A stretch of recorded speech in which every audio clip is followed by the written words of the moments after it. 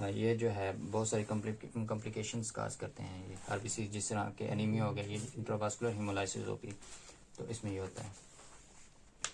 तो जो नॉर्मल हमारी हीमोग्लोबिन होती है वो मैंने पहले जैसे बताया कि हिपेटोग्लोबिन के साथ अटैच हो जाती है, और जो अगर तो हीमोलाइसिस इंट्रावास्कुलर हीमोलाइसिस इंक्रीज होगी है, उस इंट्रावास्कुलर हीमोलाइसिस में साफ जाहिर है कि रेड ब्लड सेल की डिस्ट्रक्शन होगी और उसमें से हीम अलग हो जाएगा, आयरन अलग हो जाएगा। क्योंकि ये इंट्रावास्कुलर हीमोलाइसिस है, इसमें ज़्यादा जो है हमारे जो blood forming red blood cell forming जो सब्सटेंसेस होते हैं, जिस तरह के हीम हो गया, आयरन हो गया, उसकी लॉस नहीं होती। वो क्या होता है कि वो हमारे रिप्लेनिश हो जाती हैं, यानी कि उनको वो स्टोर हो जाती हैं। और जब हीम ज़्यादा स्टोर हो जाती है, हीमोग्लोबिन, अगर हम हीमोग्लोबिन की बात करें, ये हेप्ट हीमोग्लोबिन के साथ अटैच हो जाएगी, हेप्टोग्लोबिन के साथ अटैच हो जाएगी, तो ये हेप्टोग्लोबिन कॉम्प्लेक्स बन जाएगा। अब उधर इंट्रावास्कुलर हीमोलाइसिस ज़्यादा हो गई थी, इंट्रावास्कुलर हीमोलाइसिस इंक्रीज हो गई थी। अब जो जितनी कंसंट्रेशन ब्लड में हेप्टोग्लोबिन की थी, उतनी ही उसके साथ हीमोग्लोबिन मिल गई और ये कंजर्व हो गई, हीमोग्लोबिन इसकी कंजर्वेशन हो गई। जितनी हेप्टोग्लोबिन थी उतनी उसके साथ ग्लोबिन बाइंड होगी और ये कॉम्प्लेक्स बन गया। जो जो फ्री हीमोग्लोबिन होगी, साफ जाहिर है कि इंट्रावास्कुलर हीमोलाइसिस हो रही है और जितनी हुई है उसमें से जो फ्री हीमोग्लोबिन होगी, फ्री हीमोग्लोबिन वो मेट हीमोग्लोबिन में चेंज हो जाएगी।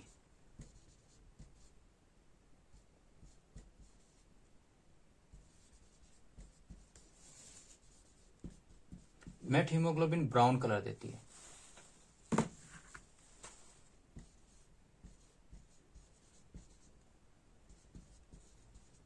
Brown colour.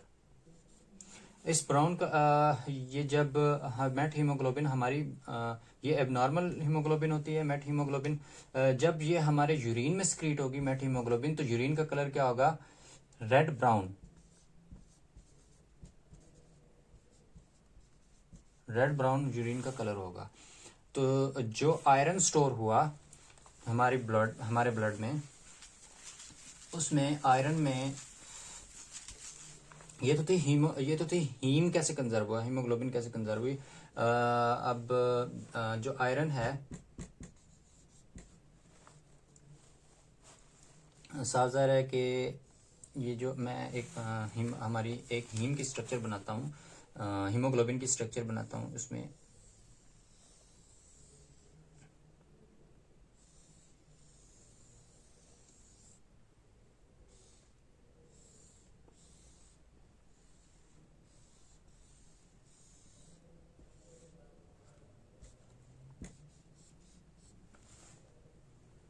ये α1, α2, β1, β2, 4 चेन्स होती है ना। इसमें अल्फा और बीटा, ये दो अल्फा होती हैं और 2 बीटा होती हैं। ये 4 चेन्स होती हैं और ये इस तरह पे होती हैं।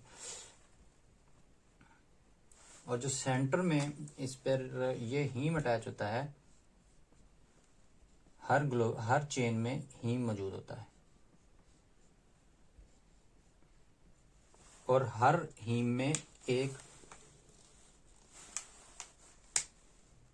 आयरन।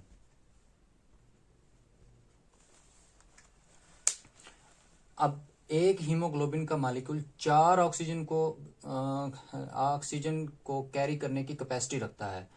ये हर ऑक्सीजन एक हीम के साथ अटैच होगी और वो ऑक्सी हीमोग्लोबिन के जरिए ब्लड की तरफ, लंग से, हमारी एल्वुलाई से, बेसिकली एल्वुलाई से हमारे इवन के सेल तक जाएगी, और इवन अगर हम टू बी मोर एक्यूरेट, हमारे माइटोकॉन्ड्रिया तक जाएगी। अब जो आयरन है, आयरन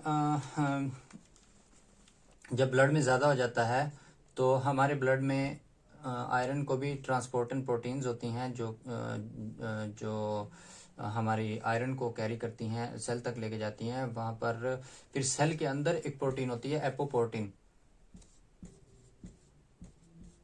एपोप्रोटीन प्रोटीन होती है, और ये एपोप्रोटीन इस आयरन के साथ साइटोप्लाज्म में मौजूद आयरन जो पहुंचा है ट्रांसपोर्टिन प्रोटीन के जरिए, और वो ये रेड उसमें साइटोप्लाज्म में एंटर होकर ये एपोप्रोटीन के साथ मिल जाएगी, और एपोप्रोटीन और आयरन जो कॉम्प्लेक्स बनेगा उसको कहेंगे फेरेटिन कॉम्प्लेक्स, फेरेटिन मिसल।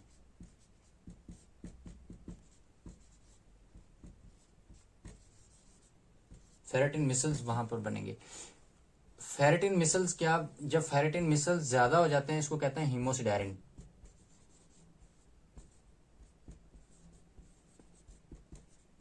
हीमोसिडेरिन, जब हीमोसिडेरिन ज्यादा हो जाए, फेरेटिन हीमोसिडेरिन एक्चुअली है क्या है, हीमोसिडेरिन एक्चुअली फेरेटिन मिसल्स हैं। फेरेटिन मिसल्स जब ये ज्यादा हो जाएं हीमोसिडेरिन, तो हम इसको कहते हैं हीमोसिडेरोसिस। इसके लिए हम टर्म यूज करते हैं जिसको कहते हैं हीमोसिडेरोसिस।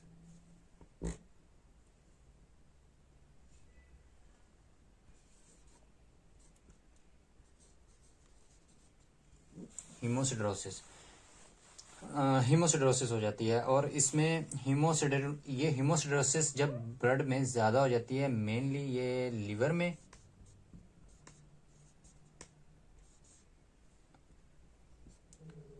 बोन मैरो में,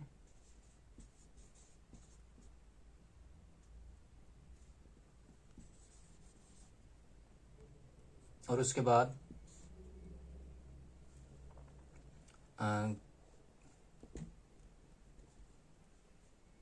किडनी में, ये हीमोसिडेरिन जब ज्यादा हो जाए तो इसको कहते हैं हीमोसिडेरोसिस। अब किडनी की अगर हम बात करें तो किडनी में जो रेनल ट्यूब्यूल्स होती हैं, अगर उनमें हीमोसिडेरिन ज्यादा हो गया तो इसको हम कहेंगे रेनल हीमोसिडेरोसिस। इसमें यहाँ पे रेनल हीमोसिडेरोसिस, हीमोसिडेरिन ज्यादा हो गया तो हम किसको कहेंगे, रेनल हीमोसिडेरोसिस। अच्छा, इस इंट्रावास्कुलर हीमोलाइसिस में जो जो कॉम्प्लिकेशंस होती हैं, मैनिफेस्टेशंस होती हैं इंट्रावास्कुलर हीमोलाइसिस की, उसमें एक तो हीमोग्लोबिनूरिया,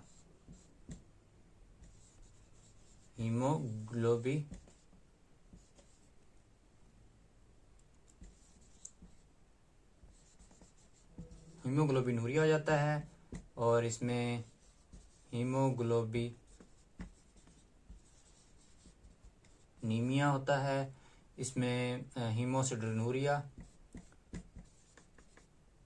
हीमोसिडरिनूरिया, यानी कि हीमोसिडेरिन है वो यूरिन में आएगा, तो इसको हम कहते हैं, इस कंडीशन को कहते हैं हीमोसिडरिनूरिया। और इसमें एनीमिया होता है और यूरिया होता है, सॉरी जॉन्डिस होता है।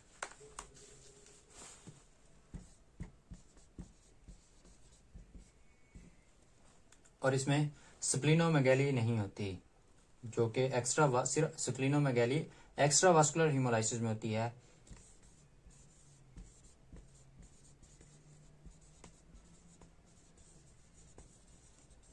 स्प्लीनोमेगैली इसमें नहीं होती, इंट्रावास्कुलर हीमोलाइसिस में स्प्लीनोमेगैली नहीं होती।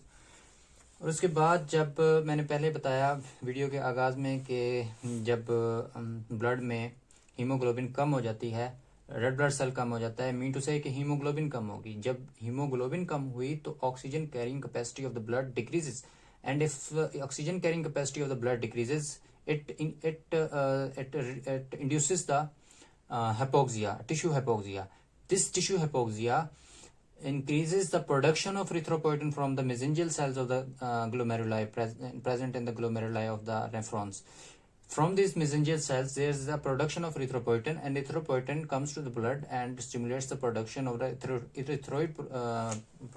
erythropoiesis in the bone marrow. Erythroid progenitors की प्रोडक्शन को ज्यादा कर देती है। एरिथ्रोइड प्रोजिनेटर्स इसके जो हम रेड ब्लड सेल है, जो भी ब्लड सेल है इसकी फॉर्मेशन होती है स्टेम सेल से। स्टेम सेल्स के दो प्रॉपर्टीज होते हैं, एक तो प्लोरिपोटेंसी यानी कि इससे एरिथ्रोपोइसिस करवाना, इससे ग्रेनुलोसाइट्स की प्रोडक्शन करवाना, इससे ल्यूकोसाइट की प्रोडक्शन कराना दो तरह से होता है। माइलॉइड एरिथ्रोपोइसिस, माइलॉइड प्रोसेस होती है और उसमें लिम्फोइड प्रोजेनेटर्स की प्रोडक्शन होती है। तो लिम्फोइड से red T cells, B cells और नेचुरल किलर सेल्स बनते हैं, और माइलॉइड से एरिथ्रोसाइट्स बनते हैं और उससे ग्रेनुलोसाइट्स बनते हैं। तो ये बाद में हम कभी फिर दूसरी वीडियो में डिस्कस करेंगे, जो इसका रेलेवेंट टॉपिक होगा इस प्रोडक्शन का। इसमें मैं बेसिकली ये बताऊं कि ये एक तो अपनी सेल्फ रियूनल एबिलिटी होती है, इसमें सेल्फ रियूनल होती है क्योंकि खुद की कैपेसिटी भी, खुद की जो कंसंट्रेशन है उसको भी मेंटेन रखते हैं स्टेम सेल। और इसकी दूसरी होती है प्लोरीपोटेंसी। प्लोरीपोटेंसी में ये होता है कि प्लोरीपोटेंसी में जैसे मैंने पहले बताया कि माइलॉइड सेल्स बनते हैं और लिम्फोइड सेल्स भी बनते हैं। माइलॉइड में देखें तो एरिथ्रोपोइटन्स होते हैं, एरिथ्रोपोइटन प्रोजेनेटर्स होते हैं।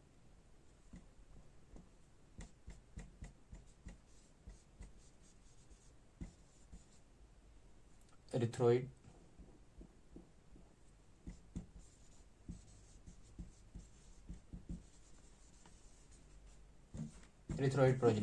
एरिथ्रोइड प्रोजेनेटर ये यहाँ से एरिथ्रोपोइसिस स्टार्ट होती है। एरिथ्रोइड प्रोजेनेटर से बेसिकली होती है स्टेम सेल से है, लेकिन प्रोजेनेटर्स कमिटेड स्टेम सेल्स जिनसे वाजे पता होता है कि यहाँ से ही एरिथ्रोपोइसिस होगी।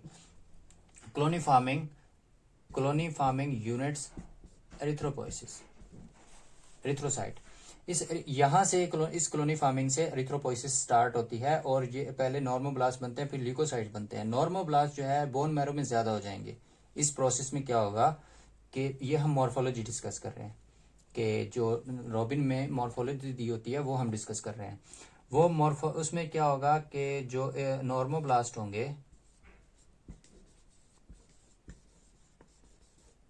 नॉर्मोब्लास्ट की कंसंट्रेशन बढ़ जाएगी उसमें रेड ब्लड बोन मैरो में। अच्छा, फिर ल्यूकोसाइट की प्रोमिनेंट ल्यूकोसाइटोसिस हो जाएगी, रेटिकुलोसाइटोसिस, प्रोमिनेंट रेटिकुलोसाइटोसिस उसमें पेरिफेरल ब्लड में हो जाएगी।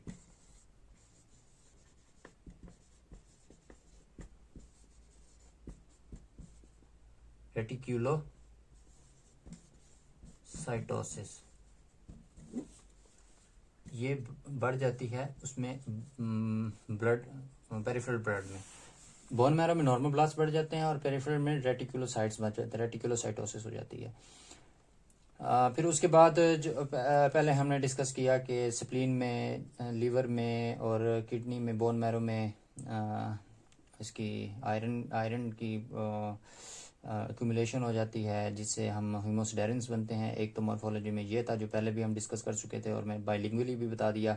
और उसके बाद एक और मेन चीज़ डिस्कस करते हैं, वो ये है कि extra medullary हेमेटोपोइसिस।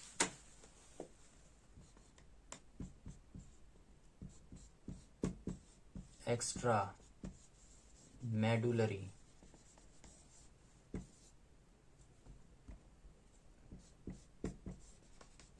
hematopoiesis. This is the production of production of the blood cells from the outside of the bone marrow. Bone marrow के इसमें इस हेमेटोपोइसिस में बोन मैरो सोर्स नहीं होता। इसके अलावा जो हेमेटोपोइसिस हो रही होती है वो होती है स्प्लीन में, लिम्फ नोड्स में,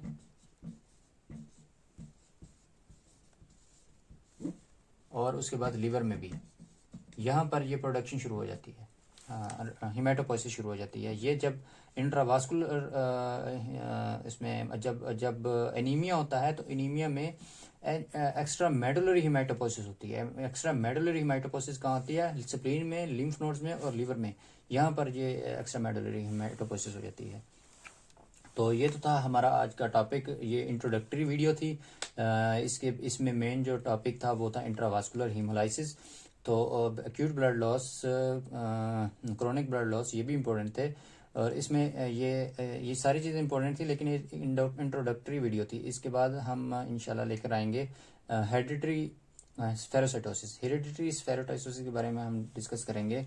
वो भी जो रेड ब्लड सेल की मेम्ब्रेन होती है, प्लाज्मा मेम्ब्रेन होती है, उसमें जो स्ट्रक्चरल प्रोटीन्स होते हैं, स्पेक्ट्रन होती है, एंकायरन होती है, और 3.5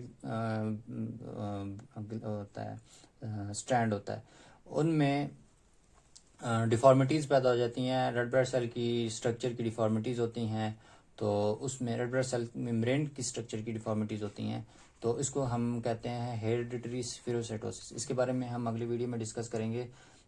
उम्मीद है कि आपको ये वीडियो अच्छी लगी होगी। तो इसका फीडबैक ज़रूर दें, और तब तक के लिए इजाज़त दें। अल्लाह हाफिज़।